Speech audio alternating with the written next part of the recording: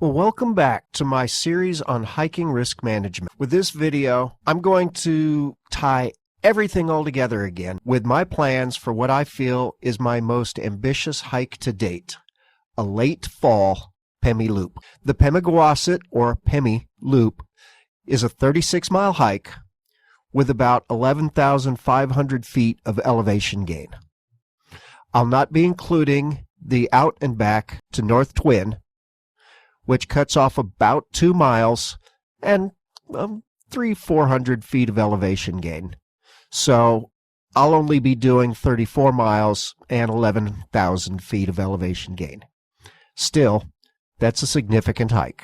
This will be a solo trek in late November over Thanksgiving weekend, with the potential for cold, ice, and snow. And I will use the risk management framework that I have been talking about in order to identify, mitigate, and manage the risk. So let's look at this, okay?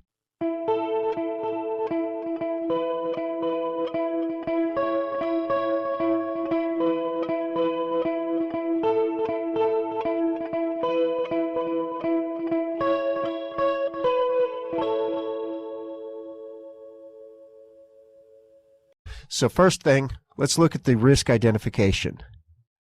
Our environmental risks are weather and icy trails. Our physical risks are injury on the icy descents and exposed sections. Finally, our logistical risks are the fact that I'm going solo, the location is fairly remote, and I'll have shortened hours of daylight to hike in due to both the latitude and the lateness of the season. So let's look at our pre-hike planning and mitigations. Gear selection is probably the hardest part of mitigating risk. On the one hand, if you don't have it, you can't use it. On the flip side, if you do have it, you got to carry it. Extra weight makes falls more likely and more impactful, pun intended, when they do occur. So I've selected to bring the following items. For my traction needs, I'm going to bring snowshoes, micro spikes, and an ice axe. For warmth, I'll be bringing a multi-layered clothing system and multi-layered underquilts for my hammock. For food, I'm going to bring slightly more than I need, and I will bring my water filter so that I can filter my water and resupply from various streams and such that should still be flowing. I'm also going to bring more fuel than I expect to need, and I'm prepared to take the fuel and tuck it into my jacket before I use it in order to warm it up. For emergencies, I'm going to bring my first aid kit and multiple communication devices, primarily my phone and my Garmin. I'll also have a signal mirror because that's too small and too easy to bring to leave behind because it weighs nothing. So in order to mitigate the risks that we've identified, I'm going to use the following processes. For environmental risks, I will track the weather forecast closely, and I will adjust my plans for wind and snow concerns. I will use the weather feature of the Garmin InReach at least daily and likely every evening and every morning. For physical risks, I'll use my traction devices and trekking poles, being prepared to use the ice axe for self-arrest if needed. From what I remember of this particular hike, I don't think there's anywhere where I will actually need to be concerned about a self-arrest, but I'm going to carry it anyway, just in case. For my logistical risks, I'll share my plans with the safety team, carry multiple communication devices, and I will have planned bailout points for each day. So let's look at the daily risk adjustments. Having looked at the plan, there are specific risks that have been identified for each particular day of the hike. On day 1, I will come in on the Lincoln Woods trailhead, and I will ascend the primary ridge line via the Osseo Trail.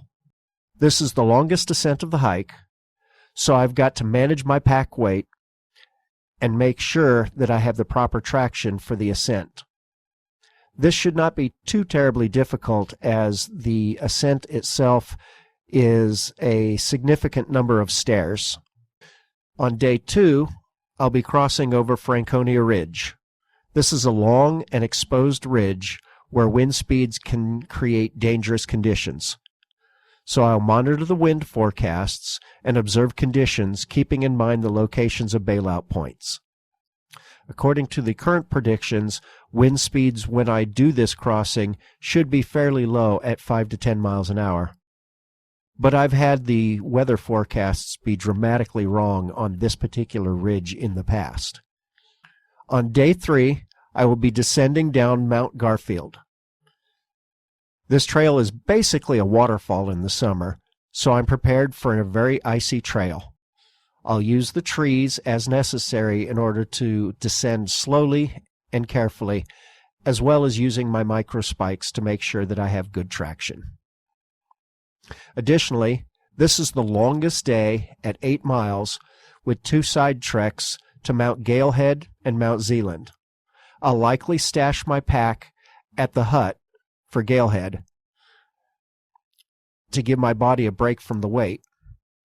I'll have a small day pack that I will be carrying the essentials up the mountain, so as not to leave everything behind.